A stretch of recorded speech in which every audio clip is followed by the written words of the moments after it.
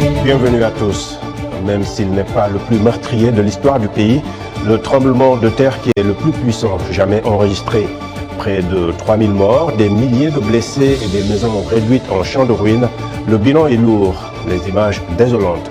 Le séisme dont l'épicentre se trouvait dans les montagnes du Haut Atlas, près de la ville historique de Marrakech, a suscité la mobilisation et un élan de solidarité de population. Les secours rendus difficiles par l'éloignement des zones touchées et les éboulements sur les routes se poursuivent. L'année 2023 a déjà connu des tremblements de terre meurtriers en Turquie et en Syrie. Comment expliquer la puissance de ce séisme au Maroc? Quels sont les risques sismiques au Maghreb et dans le reste de l'Afrique? Quel est le niveau de préparation du pays dans la gestion des catastrophes naturelles? Réponse avec nos invités. Le bilan continue de s'alourdir, atteignant près de 3000 morts. Dans les villes et villages les plus touchés, les habitants sont encore sous le choc. Suivons ce reportage à Marrakech d'un de nos correspondants au Maroc, Emmanuel Mouadidjibaye.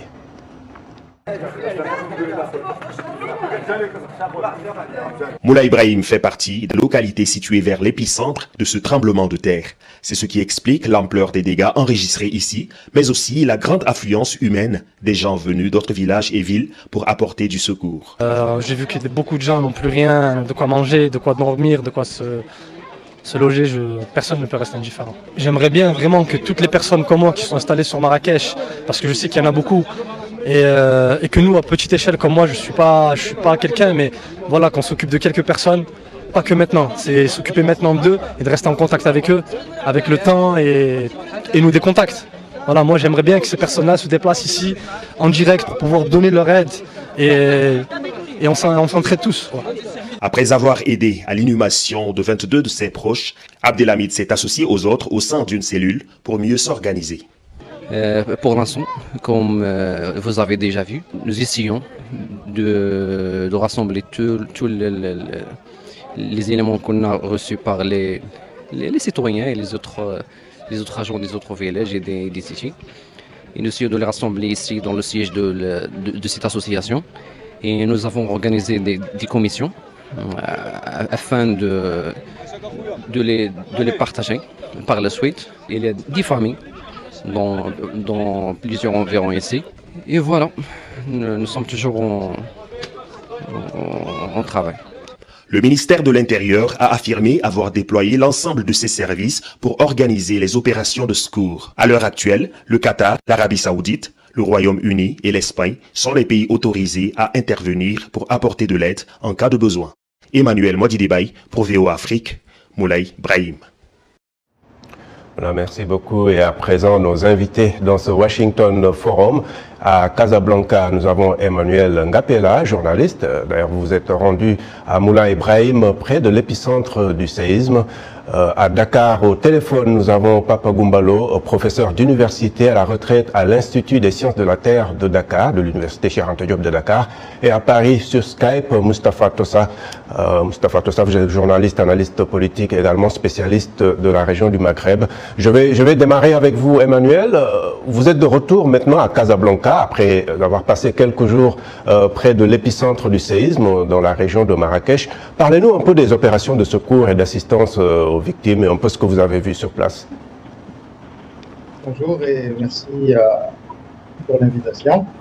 En effet, comme vous avez vu dans les images, c'est très émouvant de voir comment est-ce que la population s'active pour l'aide. Et aujourd'hui, juste avant que je me quitte Marrakech il y a 2 jours, il y a énormément d'organisations, des volontaires qui viennent de partout, un peu partout dans le monde. J'ai pu voir des Israéliens, des Français, des Espagnols, des Subsahariens, quasiment de plusieurs nationalités qui sont là, qui s'activent pour amener de l'aide. Et aux côtés des autorités, il y a les pompiers et les médecins. Juste avant de partir, on est passé par l'hôpital de la région où il y a déjà des médecins qui sont sur place et qui ont passé des jours et des jours sans se reposer et sans dormir pour prendre soin et être aux côtés de ceux qui sont des victimes. Et les images sont quand même fortes et cela touche beaucoup la population là-bas et tout le monde est sous le choc. Et aujourd'hui, l'accès est plus facile pour les secouristes? Alors, quand nous étions, c'était encore assez compliqué. Juste avant de venir, hier, le ministère a annoncé que la quasi-totalité des routes qui étaient bloquées est maintenant accessible. Donc aujourd'hui, au jour d'aujourd'hui, on va dire que la quasi-totalité des localités qui se trouvent dans la région de Alaouz sont maintenant accessibles. Avant, il y a 4-5 jours, il y a certaines zones qui n'étaient accessibles que par hélicoptère. Maintenant, je pense qu'il y a la quasi-totalité qui est accessible. Déjà pour nous, il était assez compliqué d'accéder au village de Ibrahim. Sur la route, il y avait encore des opérations de déblayage. On pouvait voir des engins qui étaient en train de déblayer la route pour nous permettre de passer, de pouvoir arriver dans ces zones. Alors, Papa Gumbalo, comment expliquer la puissance de ce séisme dans cette zone que l'on sait quand même à risque? Oui, mais cette zone, elle est connue parce que c'est une zone de rencontre entre les plaques africaines et les plaques européennes. C'est l'Afrique du fait que la mer, l'océan Atlantique est en train de grandir. De l'autre côté, c'est l'océan Indien. Il y a une poussée régulière de l'Afrique vers le nord avec une tendance de fermeture de la mer Méditerranée. Donc le Maghreb est coincé entre l'Afrique et l'Europe. Et c'est ça qui se dans les montagnes. Il y a des mouvements très forts sur l'effet de la poussée. Ça pousse, ça grimpe. Et de temps en temps, quand les roches sont très dures, les roches granitiques, c'est des roches des schistes, des roches métamorphiques, l'effet de la poussée, ça craque. Quand ça claque, donc il y a des ruptures, des montagnes, il y a des vallées qui se forment et des éboulements qui permettent donc à tout ça de s'ébouler. Et la puissance donc est en fonction de la compression. Est-ce qu'on peut dire que l'ampleur, disons, de ce séisme a quand même surpris les scientifiques? Non, ça n'a pas surpris les scientifiques. Parce que les scientifiques, on sait que ça va être de plus en plus grand, de plus en plus intense dans les années à venir, parce que on est dans une phase de fermeture de la Méditerranée. Ça a commencé, bon, rappelez-vous, en 1960, il y avait déjà Agadir, il y a eu El Asnam en Algérie, et même les problèmes qu'on a vus ces jours-ci en Libye, liés à des ruptures de barrages qui ont libéré les eaux, c'est les conséquences de ce séisme. Donc de la fermeture et de la compression qu'on a au niveau du Maghreb, liée à la fermeture de la mer Méditerranée, qui commence et qui va être de plus en plus intense avec le temps. Attendons-nous à des mouvements sismiques dans les années à venir autour de l'Algérie, du sud de la France, de l'Espagne. Donc ça, nous les scientifiques, on n'est pas surpris et on sait que ça va être de plus en plus intense. C'est assez... c'est une prévision qui est assez difficile à entendre. On va revenir sur tout cela. Alors, Moustapha, allez-y. Pour continuer, je vous dis, ça a commencé en Turquie. Il y a quelques années, c'était même avant Turquie, Iran, Irak, Turquie, Syrie. Et vous voyez que le phénomène se déplace de l'Est vers l'Ouest. Donc, l'Italie, il faut que l'Italie aussi s'attende à des tremblements de terre dans les années à venir. D'accord. Alors, Moustapha Tossa, on parle d'une mobilisation exceptionnelle de la diaspora marocaine. Comment est-ce que cette catastrophe est vécue par les Marocains de l'intérieur et de l'extérieur, et comment appréciez-vous un peu le niveau de mobilisation nationale par rapport à cette catastrophe?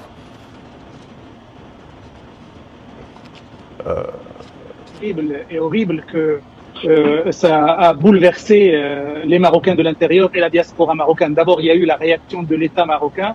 Le roi du Maroc, Mohamed VI, a présidé une réunion d'urgence avec l'ensemble des membres du gouvernement impliqués dans cette action pour leur donner les directives d'agir de manière urgente pour chercher les disparus, pour apporter du secours aux sinistrés.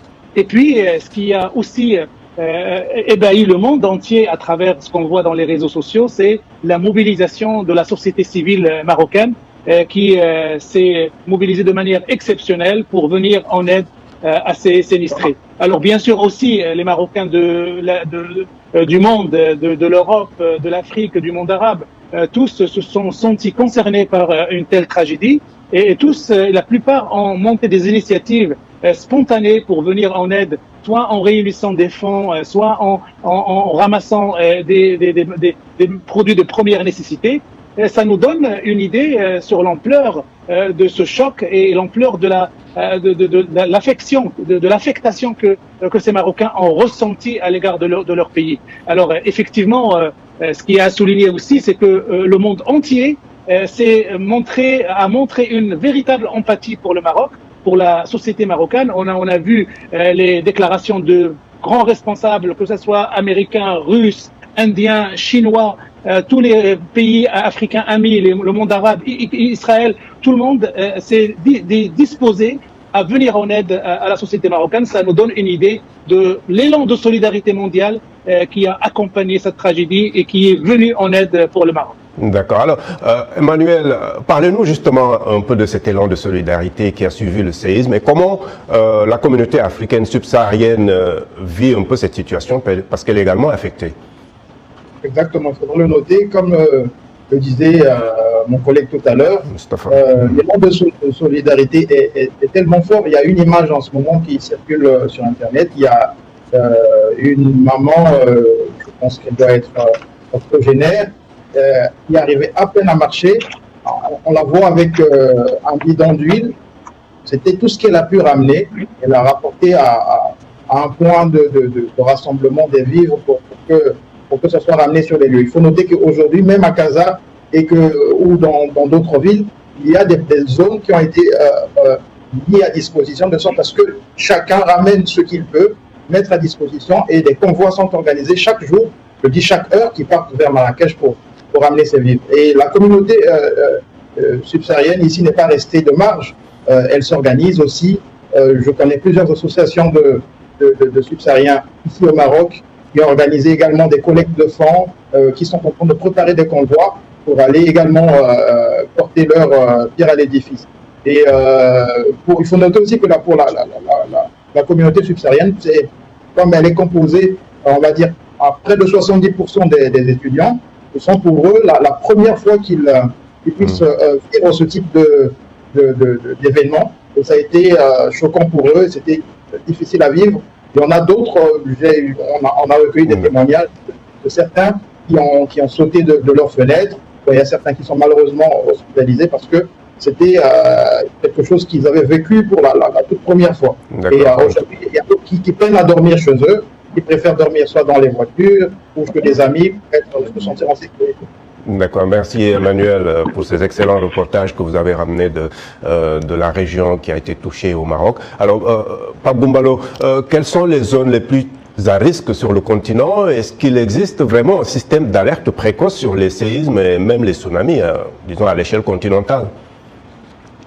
Oui, mais attendez, si vous connaissez ce que c'est qu'un tremblement de terre, vous pouvez savoir aisément qu'un tremblement de terre se forme dans les zones soit où les mers sont en train de s'ouvrir, notamment l'Est de l'Afrique, vers la Somalie, le Kenya, le Mozambique, un peu de la Kivu, aller un peu sur l'est de la RDC Congo.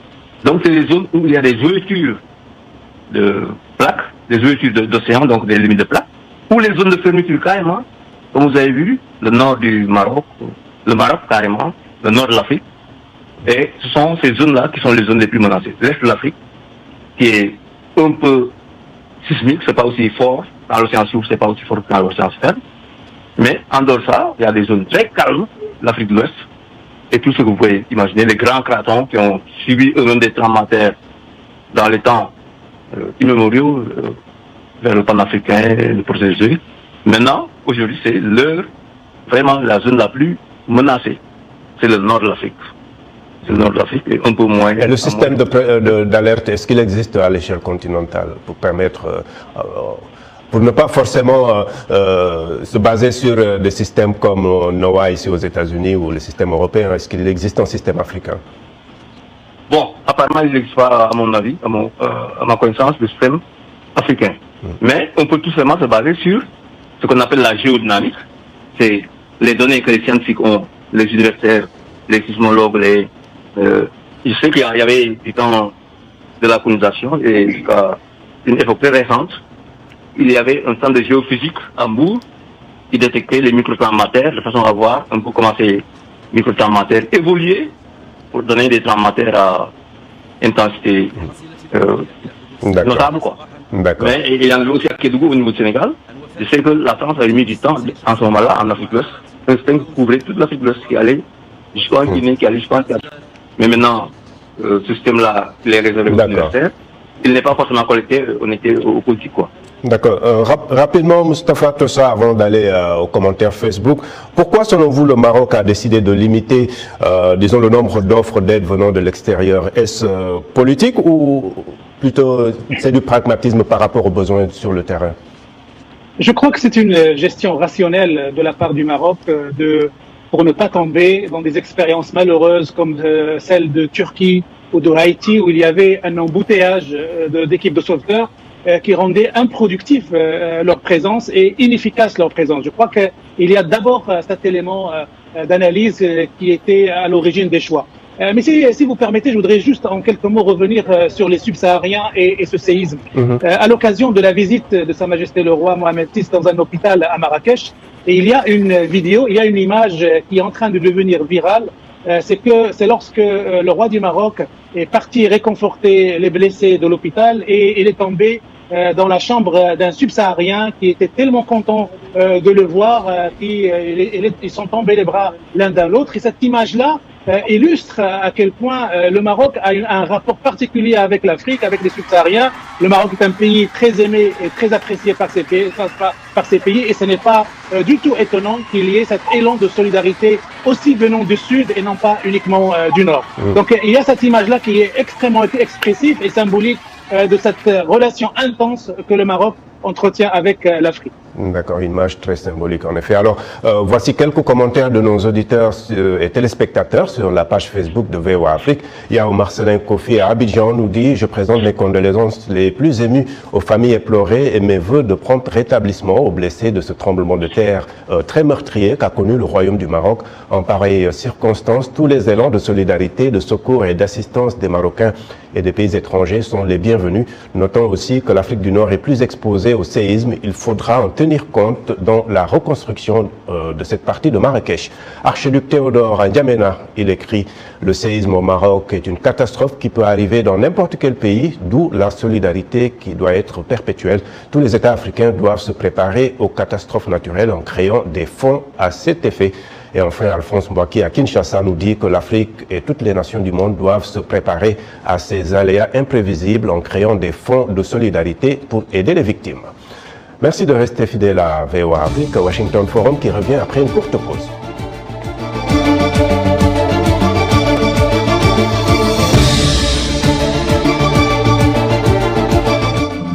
Focus Sahel, une région à la croisée des chemins. Focus Sahel, votre nouvelle émission sur VOA Afrique. Crise sécuritaire, montée de l'extrémisme, déplacement de populations, influence étrangère. VOA Afrique braque ses projecteurs sur la bande sahélo-saharienne pour vous aider à comprendre les enjeux qui sévissent dans cette région et les événements qui rythment la vie de ces pays. Retrouvez nos équipes à Washington et nos correspondants sur le terrain pour des reportages, des analyses et des interviews. Pour tout comprendre sur le Sahel, rendez-vous tous les mardis à 18h temps universel sur VOA Afrique, voaafrique.com et toutes nos plateformes digitales.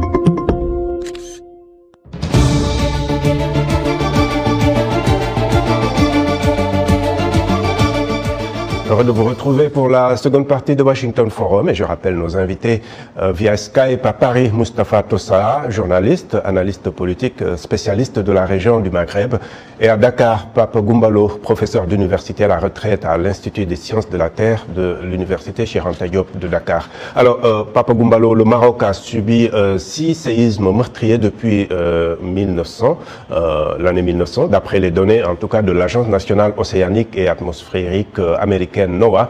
À titre de comparaison, la Turquie quand même en compte 120 depuis le début du siècle, dernier. Si ces phénomènes sont inévitables et imprévisibles, est-ce qu'on peut quand même en atténuer les effets? Oui, bien sûr, vous avez dit que la Turquie en a subi beaucoup plus. Si on prenait l'Inde, l'Inde en a subi énormément, avec surtout le déplacement de l'Inde qui est venu cogner contre l'Asie avec la formation des chaînes de montagnes de l'Himalaya. Et vous voyez que c'est un problème qui commence à l'est et qui se propage à l'ouest. Maintenant, la manière de les atténuer, c'est très simple. Je dis toujours, il faut cartographier les zones à risque. On connaît les zones à risque, les zones où il y a des failles, des zones où il y a des pissements, des formations de chaînes de montagne, des glissements de terrain. Nous, les géologues, on est aptes à faire une cartographie des détails au centimètre près de ces zones à risque, des risques de rupture, des risques de faissement et tout ça. Et si on identifie les risques, le problème c'est d'aménager en tenant compte de ces zones à risque. Les zones à risque, il faut les libérer, il faut les laisser dans le risque parce qu'on ne peut pas arrêter un continent qui est en train de progresser vers le nord, qui va cogner notre continent. Dans l'histoire, il y a eu des mers qui sont ouvertes, des mers qui sont fermées, des grands océans qui n'existent plus, et des océans qui sont en train de naître, la mer Rouge, l'océan Indien, les Africains qui sont en train de s'ouvrir. Tout ça, on sait, donc il faut tenir compte de ces données naturelles qui dépassent largement la portée de données climatiques et qui ont même des influences sur le climat. Il faudrait en tenir compte et aménager, faire en sorte que nos villes, nos villages se mettent dans des zones où il y a le moins de risques. Et si on ne peut pas limiter les risques, qu'on puisse mettre en place des mesures consistant à faire des fondations, à faire des bâtiments et à urbaniser avec des normes antisismiques. Donc, ça c'est donc, il y a un côté stratégique, c'est l'aménagement, il y a un côté organisationnel, c'est l'urbanisation, et il y a un côté opérationnel qui est la construction avec des fondations, qui sont des fondations qui limitent les risques de tremblement de terre. Et on en a vu au Japon, on en a vu en Californie, ça, et des pays, la Turquie, malheureusement a raté ce coche-là, mais je pense qu'à Paris et au Maroc, il faudra tenir compte de tous ces risques-là pour aménager, pour urbaniser et pour construire. Il n'y a pas de raison d'être fataliste, forcément. Il y a des solutions. Non, il n'y a pas de raison d'être fataliste. C'est justement d'être préventif. Hein, c'est la meilleure stratégie contre les tremblements de terre, c'est la prévention. Il y a d'abord la prévision. On sait que sur une carte, on peut mettre, ici c'est une zone à risque volcanique, ici c'est une zone à risque de tremblement de terre, ici c'est une zone à risque d'inondation, on connaît. Ça vraiment, c'est ce qu'on maîtrise le plus. Maintenant, il faudrait que dans l'aménagement, l'urbanisation et la construction, qu'on prenne en compte ces facteurs naturels inévitables. D'accord. Alors, Moustapha Tossa, pour vous, quelles seraient les leçons à tirer de ce séisme, surtout en termes de gestion des catastrophes naturelles?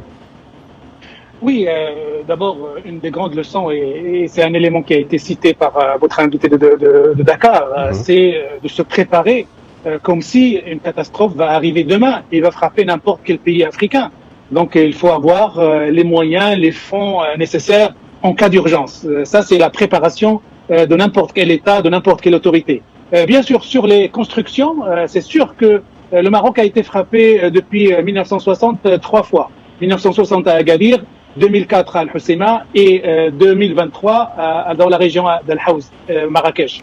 Donc, les grandes leçons, c'est au niveau de toutes les constructions qu'il va y avoir dans l'avenir, qu'ils soient aux normes de l'activité sismique. On a l'exemple du Japon. Le Japon est un pays qui a été frappé dans son histoire par énormément de séismes. Il a réussi à se construire des structures, des immeubles, des bureaux, des habitations qui répondent à ces normes. Même quand ça bouge au Japon, on n'a pas cette catastrophe qu'on a vécue en Syrie ou en Turquie ou au Maroc parce que le pays s'est préparé. Et donc, forcément, tous ces pays africains doivent ou consolider les fondations de ce qui existe et les rendre adaptables et compatibles avec toute activité sismique.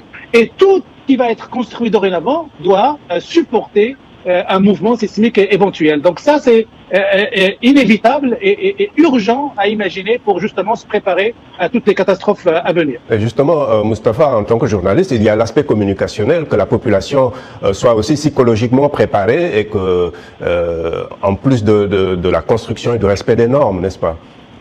Oui, c'est vrai que et un des éléments de réflexion de l'expérience marocaine, c'est que personne, en fait, même si on se doutait que cette région est une région potentiellement sismique, mais personne n'imaginait qu'un jour Marrakech et ses environs puissent être touchés. C'est ce qui fait que les gens ont été pris par surprise et ils ne savaient pas quoi faire, ils ne savaient pas comment réagir parce qu'ils n'ont pas cette culture du sismique et de la catastrophe naturelle. Évidemment, l'information, la connexion dans les médias, dans les réseaux de distribution d'informations en cas de catastrophe naturelle doivent aussi être un chantier prioritaire pour anticiper tout ce qui peut arriver. C'est une des leçons aussi majeures de ce qui s'est passé avec le Maroc. Il faut consolider la manière de partager l'information en urgence. Et ce qu'il faut faire en cas de catastrophe naturelle. Et ça aussi, c'était une des failles.